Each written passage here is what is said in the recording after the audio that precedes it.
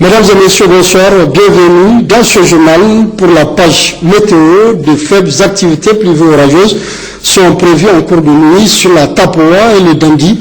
Présentation Mahamadou Adamoumaïga. Chers téléspectateurs, bonsoir et ravi de vous retrouver pour cette page météo. Aujourd'hui, la situation météorologique est marquée par un temps ensoleillé avec des températures caniculaires à certains endroits.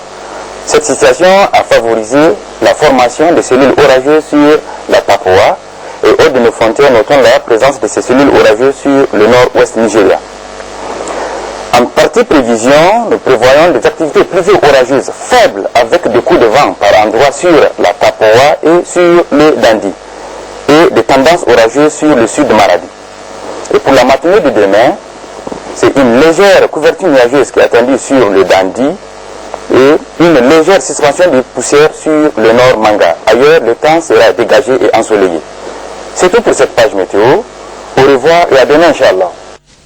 Passeport, retenez que le MENA du Niger vient de se qualifier au championnat d'Afrique des Nations réservé aux joueurs locaux, Chan Rwanda 2016.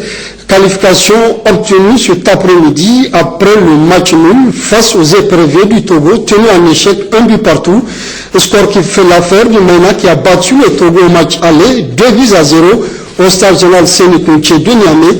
Nous y reviendrons plus en détail dans nos prochaines éditions. Sortie hier après-midi à Niamey de la deuxième promotion des diplômés de l'école de formation professionnelle privée au métier de la sécurité au Niger. 30 élèves ont reçu leur parchemin en présence du Premier ministre Brigitte Raffini, dont la promotion porte le nom compte rendu Oumar Jamila Moudanchirou et Sami Abdou Ousmane. Ils sont au nombre de 30, dont 7 filles, les élèves de la deuxième promotion de l'école de formation professionnelle privée au métier de la sécurité Infoprimes, promotion baptisée Brigitte Raffini, à recevoir leur parchemin au cours de cette cérémonie. Sur 2 ans de formation pour le breveté et 18 mois pour les bacheliers, ces récipiendaires ont reçu des formations théoriques et pratiques et sont désormais aptes à affronter toute éventualité sur le terrain. Avertis, formés et prêts à être au service de la sécurité des personnes et des biens. Satisfaits, oui nous le sommes. C'est le moment de dire merci à M. Yassine Hassan Diallo qui a su partager le fruit de ses connaissances en nous donnant une possibilité de carrière dans la sécurité privée. Cette école est unique au Niger et dans la sous-région. Les modules dispensés répondent au nombre de formations à la matière. Si la première promotion de son Excellence Issoufou Mahamadou, président de la République, chef de l'État, pour ses qualités d'homme d'État, de rassembleur, mais aussi et surtout pour son abnégation à assurer la paix et la sécurité des populations nigériennes, tant à l'intérieur qu'à l'extérieur, la deuxième promotion porte désormais votre nom. Mais, comprenez par là que cela n'est pas un choix fortuit, ni un label anodin, car vos qualités d'homme d'État, intègres, sages, mais surtout vigilants sur les préoccupations des populations, doivent nous inspirer tous. La création de cette école de formation professionnelle vient appuyer le programme des autorités actuelles dans le secteur de la formation professionnelle. La cérémonie de remise de diplôme intervient à un moment où notre pays fait face aux effets cumulés du manque d'emploi et d'une grande insécurité sur nos frontières, favorisant ainsi les menaces de toutes sortes, dont celle de Boko Haram. De même, les conflits au nord du Mali et au Nigeria ont engendré l'arrivée au Niger de dizaines de milliers de réfugiés ainsi que de retournés nigériens de Libye, ce qui n'est pas sans conséquence sur la paix et la quiétude sociale dans notre pays. Pour faire face à ce défi sécuritaire et pour soutenir les personnes touchées, le gouvernement a élaboré un programme de sécurisation globale de nos frontières à travers le ministère de l'Intérieur et le ministère des enseignements professionnels et techniques vient en appui à travers le volet formation et insertion professionnelle des jeunes. Le Premier ministre chef du gouvernement qui a remis le diplôme au récipiendaire Mohamed Abanka Major de la promotion, Brigitte Raffini, a saisi l'occasion pour féliciter les récipiendaires et les fondateurs pour le résultat auquel ils sont parvenus. Il a également pris l'engagement solennel d'accompagner cette école au profit des jeunes Nigériens. Les efforts de l'État plus ces initiatives privées sanitaires qu'on puisse effectivement concourir à la protection des personnes et de leurs biens. Alors c'est une mission importante. Chers jeunes gens, jeunes filles, je vous félicite donc d'abord d'avoir choisi ce métier. D'avoir choisi ce métier qui est un métier d'utilité publique. Je vous salue, je vous remercie, je vous félicite aussi pour les résultats que vous venez d'obtenir. Et je salue en même temps le fondateur de cette école, les encadreurs, les enseignants, à vous perfectionner toujours pour le plus grand bien de nos populations. Merci, bon vent. Et moi, comme je l'ai dit, j'ai le devoir moral de vous accompagner, en tout cas, pas seulement cette promotion qui vient de sortir et qui porte mon nom, mais d'une manière générale, toutes ces initiatives, je sens le besoin de les encourager. Et nous allons nous employer, Inch'Allah. Plusieurs filières sont enseignées à l'EFO-Primes, à savoir la télésurveillance, l'escorte protocole, la sécurité incendie, la sécurité prévention, la sécurité et l'administration. L'école assure aussi des formations initiales et continues et des séminaires. À de ce cérémonie officielle de lancement ce dimanche de l'affichage des listes électorales provisoires au titre de la région, resté sous la présence du gouverneur de la région, en présence de nos reporters Issa Saleh et Habib Garbakou. Il y a de cela 4 mois, faut-il le rappeler, le 3 juin 2015 exactement, commençait le processus du recensement électoral sur toute l'étendue du territoire national et des listes électorales provisoires ont été produites qui vont suivre aujourd'hui une autre opération sur le terrain dénommé affichage des listes électorales provisoires. L'objet de cette cérémonie du lancement officiel de l'opération des affichages de ces listes électorales au titre de la région de Dosso.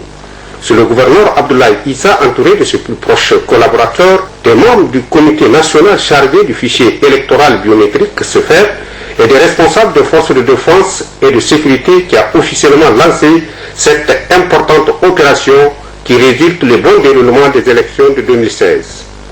Au chef de la mission des membres du CEFEB, M. Hassan Sidibé, de prendre le premier la parole pour décliner le nombre de jours prévus pour les consultations de ces listes par les recensés, puis exhorter les partis politiques, les citoyens tout court, à aller vérifier leur nom. L'affichage va se faire pendant 15 jours, à partir du jour où nous allons faire cet affichage. Et nous exhortons les partis politiques, les citoyens tout court, et tous ceux qui peuvent apporter un tant soit peu le concours de permettre à nos citoyens de constater, d'aller vérifier si effectivement leur nom existe sur ces listes. Et éventuellement, si le nom est bien écrit. Il est impératif pour les partis politiques d'inciter leurs militants d'aller vérifier ces listes. Quant au gouverneur Abdoulaye Issa, a dans son intervention de lancement de cette opération qui revêt d'une importance capitale pour les prochaines consultations électorales dans notre pays, a souligné qu'il appartient à chaque citoyen régulièrement inscrit sur la liste électorale de passer au tableau d'affichage de sa commune pour vérifier son inscription. Il appartient à chaque citoyen régulièrement enregistré de passer, vérifier son inscription sur la liste et le cas échéant, la véracité des informations le concernant. Tout citoyen inscrit pourrait introduire des réclamations, mais aussi signaler toute forme d'irrégularité sur les affiches. Je voudrais souligner très clairement, avant de finir mon allocution, que cette opération ne donne pas lieu à une nouvelle opération de collecte de données d'électeurs.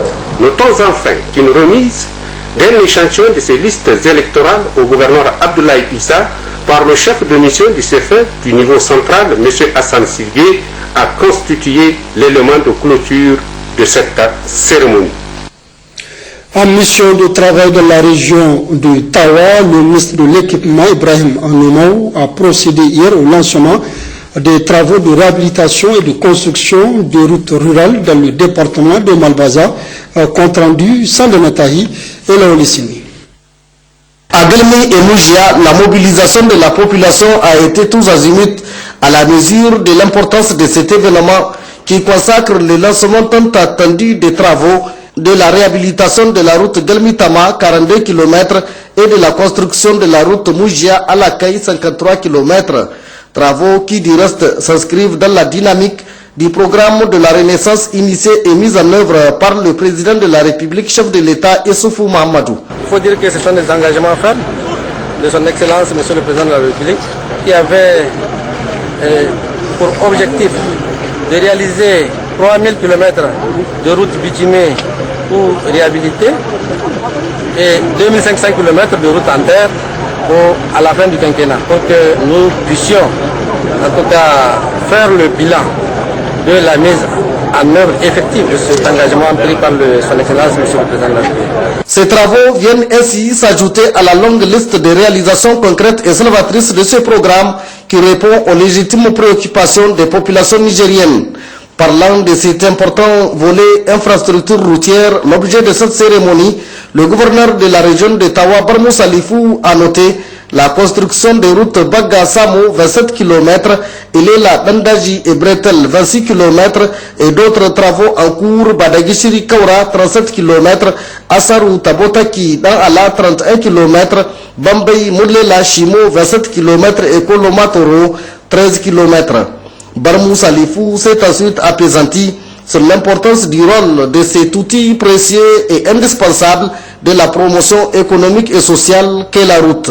À Galmi et Moujia, le gouverneur de la région de Tawa, Barmou Salifou, a mis à profit cette occasion pour entretenir les populations sur plusieurs préoccupations de l'heure, à savoir la sécurité, la prévention et la gestion des conflits entre agriculteurs et éleveurs, la consultation des listes électorales affichées dans les chefs-lieux des communes. Barmou Salifou a enfin rassuré de la disponibilité de ses administrés d'utiliser à bon escient et surtout d'entretenir ces routes qui seront construites à grands frais dans le respect du délai contractuel et des règles de l'art par l'entreprise EGBTP. Différemment des autres marchés qu'on arrive à faire avec l'État, ici nous avons un financement, comme vous l'avez appelé avec le ministre, c'est un financement en PP, donc c'est du partenariat public-privé.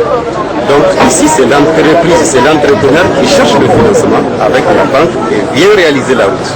Donc ici c'est à 100% paiement banque-entrepreneur. Le ministre Ibrahim Nomou poursuivra cette mission de travail dans la région de Tawa avec Koni, où il procédera également au lancement des travaux de la route Koni-Maraki. Pour marquer d'un saut particulier le passage du président de la République dans le département de Ngourti, il a été organisé une course de chameaux et de chevaux, une initiative du ministre de l'élevage, reportage Abdraman Boukari et Harouna Sanda. À travers l'organisation de cette course des chameaux et des chevaux, il s'est donc agi pour les populations de Ngourti réunies autour du ministre de l'élevage, M. Mahaman Eladji Ousmane, ce digne fils du terroir, de marquer d'un saut particulier la visite éclatante du président de la République à son Excellence Issoufou Mahamadou dans cette cité située à 1640 km de la capitale, mais aussi et surtout réitérer une fois de plus tout leur engagement et soutien indéfectible au président Issoufou pour ses multiples chantiers en faveur des populations nigériennes partout où elles se trouvent. Pour le ministre Mahaman Eladji Ousmane, initiateur de cette course placée sous le thème de l'unité et de la cohésion, au-delà de tous ces aspects, la présente manifestation vise aussi d'une part la revalorisation du patrimoine artistique et culturel de la zone de Ngourti, où les chameaux et les chevaux occupent une place de choix dans la vie de ces communautés à vocation essentiellement pastorale. Le président de la République, son Excellence Mamadou, vient de visiter notre département. Et pour cela, tous les éleveurs, toute la population de Mourti, de toutes les contrées, de tous les hameaux étaient présents. Et vous avez vu le nombre de chameaux qu'on doit dire qui étaient mobilisés. Et pour rendre l'utile en agréable, j'ai voulu organiser cette course pour permettre à ces éleveurs que les populations que nous voyons, pour qu'ils puissent continuer à y vivre ces regains. Il faut dire que les chameaux, vous savez, c'est une richesse de cette terre. Ici dans le département de Mourti, la région de Difa, en général le département de Mourti, les chameaux et les chevaux, c'est les deux principaux biens de cette région. Les chevaux dans le manga et les chameaux dans la zone pastorale. J'ai voulu donner une petite image à cela et de faire revivre une coutume qui commence à disparaître, la valorisation de cet acte. Donc, pour cela que j'ai organisé cette fête, cette course, qui va certainement voir l'engouement de tout le monde. Tout le monde est venu, femmes, garçons, hommes, tout le monde est là pour participer à cette course. L'autre chose qu'il faut dire, c'est que pour remercier ces populations-là, l'engouement qu'ils ont, la mobilisation qu'ils ont eue, j'ai voulu leur dire merci en organisant cette fête. Et puisqu'on va se séparer bientôt, c'est pour un peu être dans cette dimension-là. Et je dois vous dire merci à vous aussi de la presse. Vous avez participé à cette fête-là aussi. Donc pour vous dire qu'ensemble, c'est la satisfaction. On voulait partager ces petits moments. C'est pas toujours qu'on arrive à venir dans ces bleds. Et le moment où on est venu, on voulait partager avec les populations cette joie que le président nous a honoré en venant dans cette fête. Vous voyez, ça fait 2000 km de Niamey, proche du Tchad. Mais on est là aujourd'hui ensemble pour pouvoir partager cette joie. Ainsi donc, cette course qui s'est déroulée dans une ambiance festive et riche en couleurs a été également l'occasion pour les 3 premiers de chaque catégorie de recevoir des prix en reconnaissance à leur mérite. À noter qu'à cette manifestation, la présence du gouverneur de la région de Difa, le général de division Abdou Kaza, le président du conseil régional M. Maïrou Malam Ligari, les autorités administratives, communales et coutumières du département de Ngoti, les responsables des différentes unités des forces de défense et de sécurité et les habitants de Ngoti, hommes, femmes et jeunes, qui se sont fortement mobilisés pour saluer l'organisation de cette manifestation qui constitue aussi un cadre privilégié d'échange, de partage et de retrouvailles. Restons à Difa où le gouverneur a présidé vendredi dernier une réunion de prise de contact à Ngourti avec les acteurs du dit département. Il a aussi présidé le lancement de la 3e phase de distribution gratuite de vivres. C'était en présence du ministre de l'élevage. Retrouvons pour le compte rendu Abdraman Boukari et Haroun Sanda. C'est au total 450 tonnes de vivres composées du mil que l'État vient encore de mettre à la disposition du département de Ngorti pour conduire la 3e phase de l'opération distribution gratuite ciblée.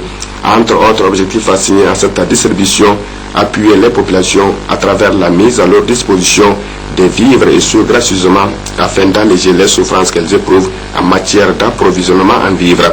La cérémonie qui consacre ainsi le lancement officiel de cette opération qui se poursuivra aussitôt après dans les centres secondaires ouverts à cet effet pour assurer l'accessibilité et la proximité à tous les bénéficiaires, intervenu ce samedi, s'est déroulé sous la présidence du gouverneur de la région de Difa, le général de division Abdou Kaza. C'était en présence du ministre de l'élevage, M. Mohamed El Hadji Ousmane, du président du conseil régional, M. Maïrou Malam Ligari, et des autorités administratives, communales et coutumières du département de Ngorti. Occasion donc pour le gouverneur de la région de Difa de préciser de prime abord que la présente opération, initiée par les autorités de la 7e République, dénote une fois de plus l'engagement du président de la République, son Excellence Issoufou Mahamadou, à créer les conditions optimales de survie à toutes les populations nigériennes partout où elles se trouvent. C'est pourquoi il a en cette heureuse circonstance rappelé aux membres du comité chargé de la distribution le sens qui doit les guider dans la conduite de cette opération afin que les résultats escomptés soient atteints.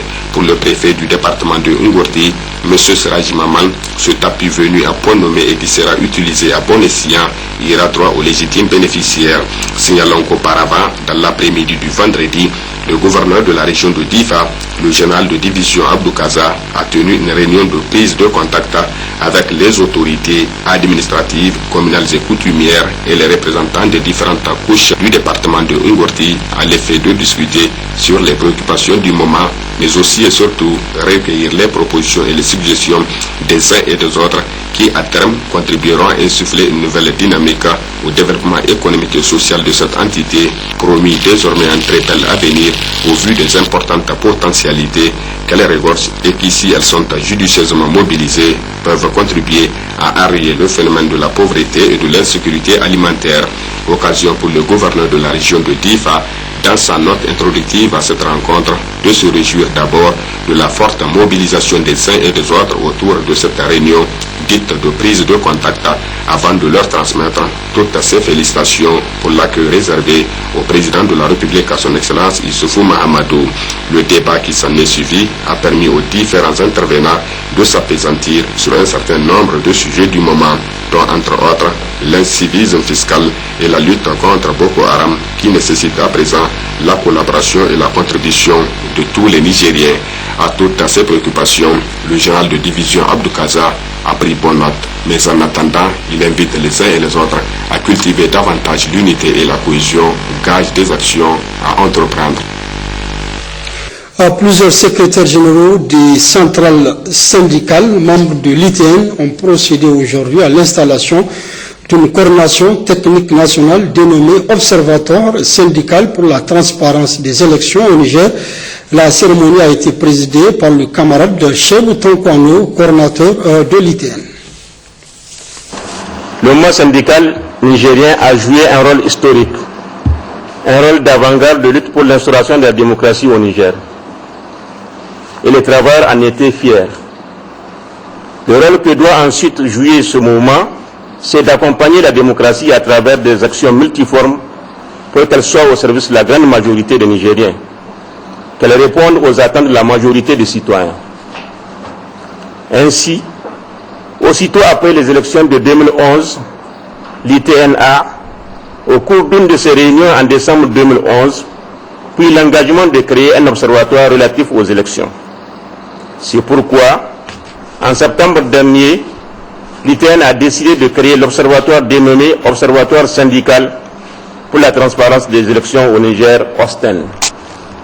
La cérémonie qui nous réunit ici vise à installer la coordination technique nationale au sein de laquelle siègent des représentants de toutes les centrales syndicales membres de l'ITN, car le comité directeur est présidé ou a à sa tête le coordinateur, le président du mois de l'ITN par rotation. Camarades, à l'article 4 du règlement intérieur de l'Observatoire, il est précisé ceci. Les objectifs de l'Observatoire syndical pour la transparence des élections au Niger sont: veiller à la transparence des élections, œuvrer pour le renforcement et la préservation de la démocratie au Niger, veiller à l'équité entre les parties prenantes tout au long du processus électoral. Camarades, membres de la coordination technique nationale de l'OSTEN, votre tâche est ardue, elle est exigeante. Elle exige de vous un engagement citoyen, un esprit d'indépendance et d'objectivité pour rendre l'observatoire syndical de l'ITN assez crédible, voire plus crédible, dans l'intérêt du peuple nigérien. Camarade Ali Dodo, vous avez la charge de bien conduire la coordination technique nationale et je vous renvoie à l'exercice de votre fonction. Vive la République, je vous remercie.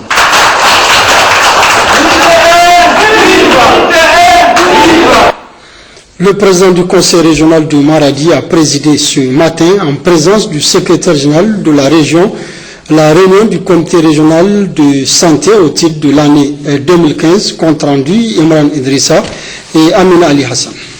La présente rencontre a pour objectif d'évaluer les recommandations issues de la réunion annuelle d'évaluation des PAA tenue en juin 2015, apprécier l'évaluation des indicateurs du guide de suivi-évaluation du PDS 2011-2015 et enfin formuler des recommandations. Prenant la parole au nom du gouverneur empêché, le secrétaire général adjoint de la région de Maradi, Yahya Goudi, a rappelé que la santé des populations constitue une priorité des autorités de la 7e République à travers le souci constant d'améliorer la fréquentation des formations sanitaires. Ces idées se traduisent également par le renforcement de l'accessibilité des populations aux soins de santé par la mise en place d'un système de gratuité des soins aux enfants de 0 à 5 ans, de la consultation prénatale, de la planification familiale, de la césarienne et de la prise à charge des cancers gynécologiques. Mesdames et messieurs, aujourd'hui, plus que jamais, le point de la qualité et de la viabilité des programmes de travaux et qui incluront les questions afférentes à la santé de la population dans les malades. Notre responsabilité, notre obligation, nous continuons à sensibiliser et à mobiliser cette population pour une meilleure utilisation des services de santé afin d'assurer la pérennité financière et la qualité des soins. Le secrétaire général de la région de Maradi a enfin invité les participants à une assiduité à cette importante réunion et a réitéré ses sincères remerciements à l'ensemble des partenaires techniques et financiers pour leur appui, en particulier le Fonds commun d'appui à la mise en œuvre du plan de développement sanitaire 2011-2015 qui a bien voulu financer la présente assise. À Tilaberi, c'est le deuxième vice-président du conseil régional qui a présidé hier la deuxième réunion annuelle du comité technique de santé dans la salle de réunion de la direction régionale de la santé de Tilaberi. C'était en présence de nos reporters Bada Salamatou et Jibonou. Cette réunion qui a regroupé l'ensemble des prestataires de santé de la région de Tilaberi, les secrétaires généraux des préfectures, les chefs coutumiers, projets ONG et associations s'inscrivent dans le cadre des rencontres périodiques de concertation et d'échange avec tous les partenaires intervenants dans le secteur et qui leur permettra d'adopter le bilan de l'exécution physique et financière des plans d'action 2015 des structures de santé de la région de l'année en cours, d'apprécier la situation épidémiologique de la région et d'adopter les plans d'action 2016 des structures de santé de la région. En ouvrant les travaux, le deuxième vice-président du conseil régional, Nyande Soumaïla, président du comité régional de santé, a salué la présence massive de tous les acteurs à cette rencontre d'une importance indéniable, ce qui dénote de l'intérêt tout particulier que ces acteurs accordent aux questions de l'amélioration des conditions de vie des populations. Il s'est aussi réjoui de la tenue de cette assise visant une analyse critique et constructive des plans d'action annuels afin de dégager les forces et les faiblesses et au mieux formuler des recommandations pertinentes et réalistes, réaffirmant toute la volonté des autorités de la 7e République qui ne cesse de s'investir dans le développement humain et à soutenir toutes les initiatives de réduction de la morbidité et de mortalité maternelle et infantile.